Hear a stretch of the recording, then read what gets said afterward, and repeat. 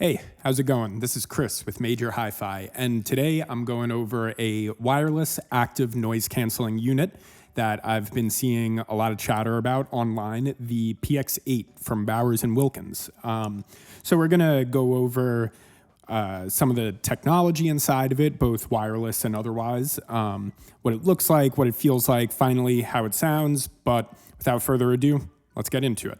The Bowers and Wilkins Px8 is capable of wireless, USB-C, and coaxial connections, though I should note you'll need a USB-C to coaxial cable, which comes included, if you want to connect to a standard stereo output source.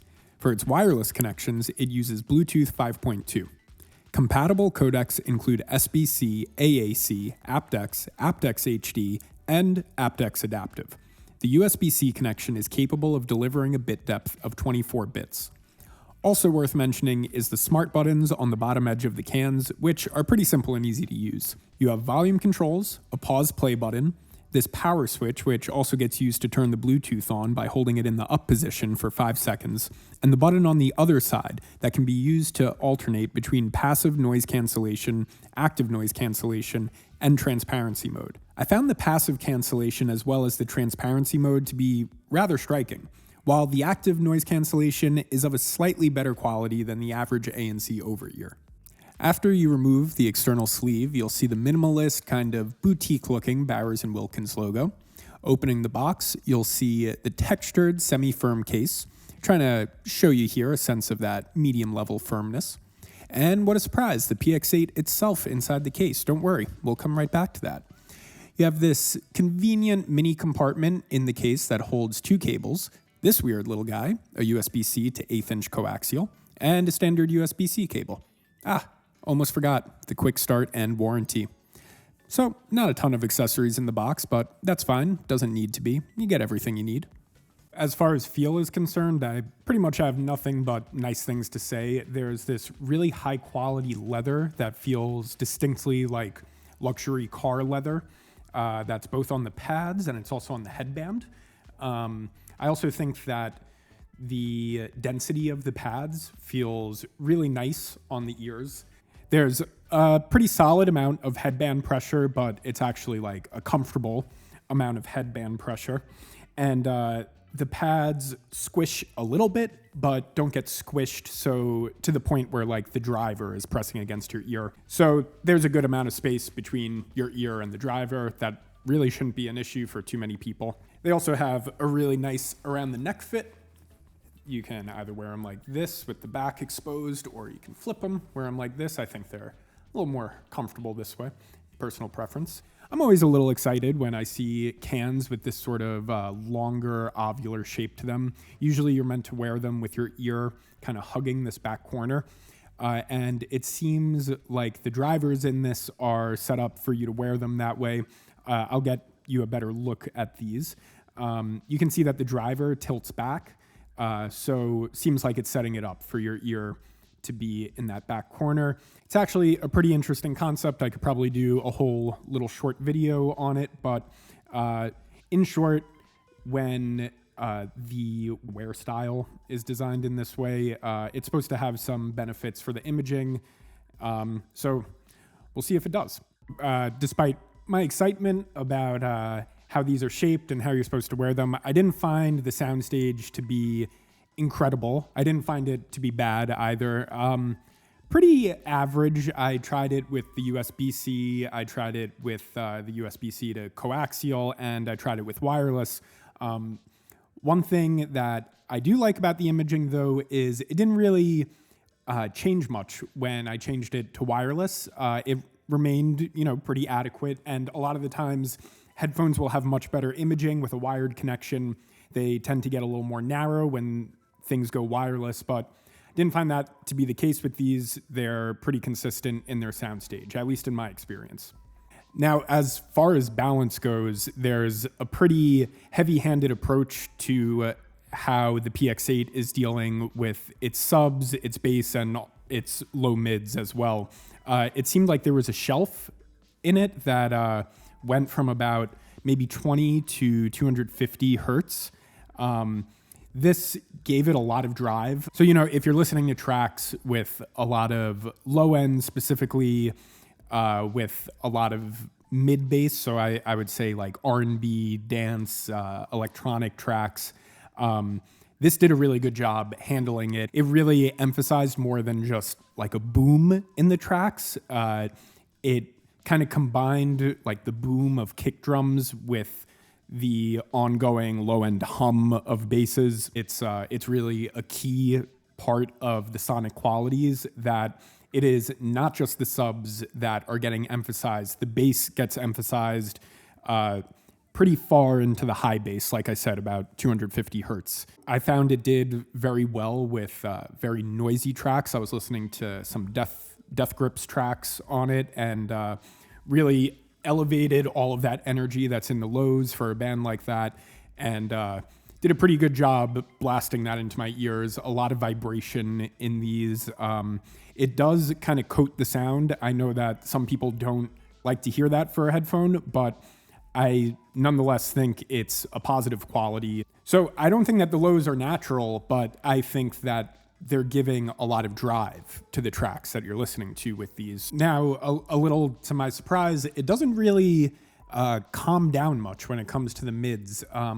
That shelf that I was talking about in the lows comes down a little bit, once you start to hit maybe 500 hertz, but it still sounds elevated, I would say, right up until about 1,000 hertz. So there is a pretty prominent mids profile that's not just a low mids profile. I would describe it as like center mids, or you're still going to hear those very clearly. And I know that's the case because with male vocals, for example, they didn't sound thin at all. They sounded very meaty. And usually a full tone in male vocals is indicative of a pretty well-represented mid-range, specifically low mid-range, but it also creeps up into the center mids as well. So, for example, I like to use the album Loveless by My Bloody Valentine as somewhat of a go-to mids test for headphones. The reason for that is because that's an album with such heavy concentration over a fairly narrow part of the frequency spectrum. I found that it added some extra beefiness to it. And for example, when I use my go-to just DT770s by Beyerdynamic, which are a fairly flat headphone, that album doesn't necessarily sound thick. It's actually somewhat of an empty sounding album. But with this, it really filled it up. I also just found in general that like listening to metal tracks on it was really good. It did really good things to distorted guitars. Acoustic guitars too, they had a little more of the low end brought out of them. But it was nice. It made acoustic guitars sound warm, and it made distorted guitars sound beefy. What goes up must come down, and that is definitely the case with the highs in the Px8. They taper off pretty lightly, starting in the high mids. They're definitely brought down a little bit. And then there's a very sharp drop off that starts to happen when you get into your tippy top highs, like above 12 kilohertz. I'll give you a few examples to illustrate this. I was listening to the Mr. Twin Sister song In the House of Yes, which is kind of a clubby, dancey sort of song. So there's a lot of bass drum on it. There's a lot of bass. There's a lot of tom, a lot of that lower end and low mids.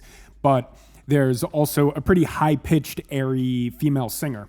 And I found that low end that was giving so much drive to the song was starting to encroach on some of that air that's usually in her voice on a headphone that has, better pronounced highs. To be fair, for a headphone like this, if you're going to be driving both the lows and you're going to be driving the mids, you got to find space to do it somewhere. You can't just boost everything, or else you end up with kind of like a weird flat headphone. I don't even know what that would sound like. I wouldn't say that those vocals necessarily sounded thin. They just didn't have that extra airy quality, though. So the mid-highs are still represented well enough that it's not going to make anything sound empty or missing or anything like that. But that drop-off gets really drastic when you get into those extremely high highs. And I'm talking about like 12 kilohertz and up. I like to use the Panda Bear track Cranked to test the extremely high part of the frequency range of headphones, because there's this really, really high-pitched whining drone that's almost like imperceptible in the background, almost like the frequency that you would hear off of electrical wires. And I found that it was hardly expressed. It was there, but I could probably only hear it because I knew it was there. I'm not sure if I would have noticed it if it was my first time listening to the track with these headphones. That being said, usually when you get into those really, really high highs, you're mostly hearing harmonic details. It's not like you're missing a fundamental part of the track. In most cases, aside from my test track, that's why I like to use it. So that being said, it's like your hi-hats and your ride cymbals are still going to sound crispy. They're still going to have a bit of a sandy quality. But you are going to lose a little bit of air in the reverbs. And like I said, you're also losing a little bit of air in female vocals. But that's clearly not really the focus here. I think the Px8 is just finding the room for itself to put so much into both the mids and the low end that it just needs to bring the highs down a bit in order to do that. So I wouldn't call it the most natural sound. I also wouldn't necessarily call it a warm sound, but I would call it a very energetic sound, just in the sense of it does a great job with the wall of sound on noisier tracks. So overall impressions on the Bowers and Wilkins Px8, it is very, very comfortable.